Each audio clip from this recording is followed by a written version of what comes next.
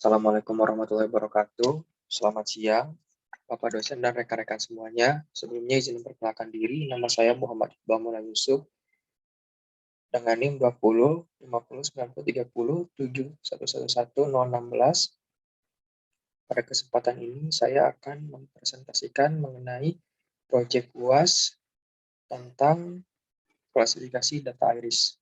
Nah, sebelumnya saya akan menjelaskan terlebih dahulu apa itu data iris. Data iris merupakan suatu data mengenai karakteristik suatu bunga. Nah, data iris ini seperti yang terlihat pada gambar, memiliki 4 variabel independen dan 1 variabel dependen.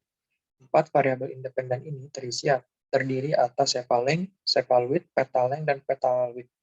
Nah, variabel independen ini sering juga disebut sebagai variabel input. Kemudian di sini ada variabel dependen atau sering juga disebut variabel target dengan hasil. Ada 3 hasil pada variabel target ini, ada setosa, ada virginica, dan versicolor. Nah, kemudian sebelum melakukan analisis data, kita harus melakukan pre-processing terlebih dahulu. Pertama-tama kita memisahkan mana data independen dan mana data dependen. Nah, di sini saya membagi data independen menggunakan iris.ilog, di mana di sini semua baris pada kolom 0 sampai 4 merupakan data independen. Nah, kemudian di sini, nah ini merupakan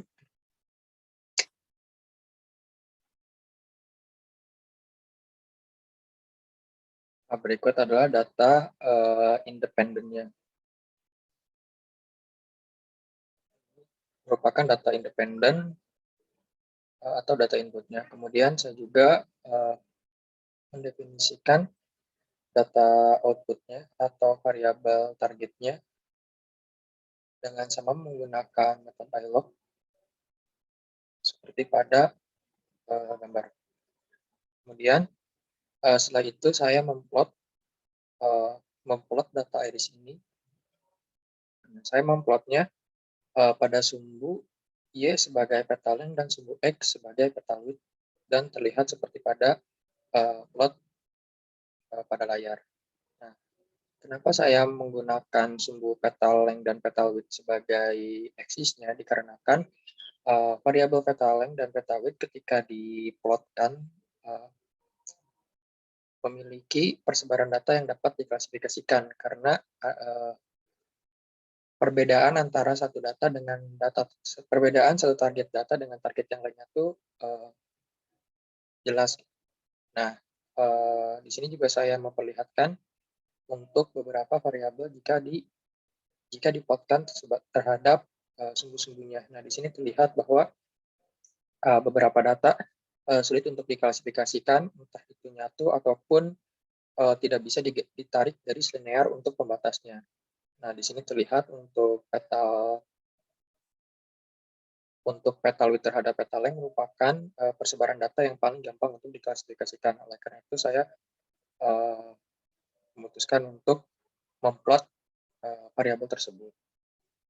Nah, di sini untuk data iris sendiri, untuk data targetnya ada 50 setosa, 50 versicolor, dan 50 virginica. Nah, setelah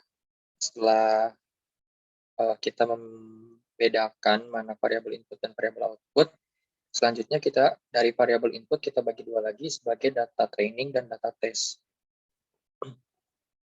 Nah, di sini kita menggunakan library scikit-learn, yaitu train test split, di mana train test split ini akan memisahkan data training dan data test. Di sini juga untuk data test sendiri bernilai 0,3, di mana ini berarti 70% data digunakan sebagai data training dan 30% data digunakan sebagai data uji dengan randomisasinya 30.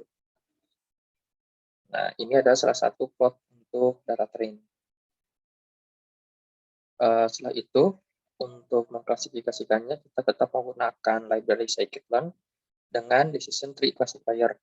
Nah, di sini ada class fit. Nah, class fit ini berguna sebagai pentraining atau pentraining data X-train dan Y-train.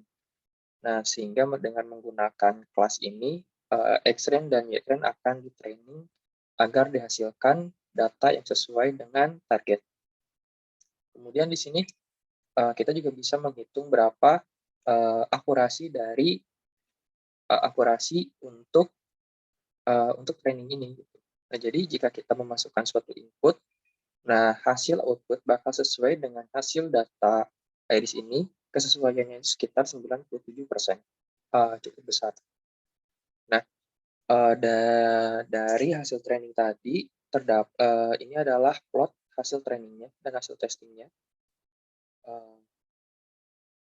Nah, dengan, eee, dengan detail seperti ini, bahwa untuk Setosa 13 semua data inputnya tuh, benar gitu. Jadi, telah sesuai dengan target. Kemudian untuk Virginica juga semua sudah sesuai. Nah, namun dari Classic Color, ternyata dari 20 data yang di-input, ada satu data yang tidak sesuai dengan target. Nah, ini menjadi biasa karena dari akurasinya sendiri kita lihat bahwa 97%, sehingga ada kemungkinan kegagalan atau perbedaan hasil dengan target. Nah, seperti yang terlihat di versi color ini, terjadi satu kesalahan. Mungkin sekian, presentasi untuk, project UAS mengenai klasifikasi data iris yang dapat saya sampaikan. Lebih kurangnya mohon maaf. Sekian, wassalamualaikum warahmatullahi wabarakatuh.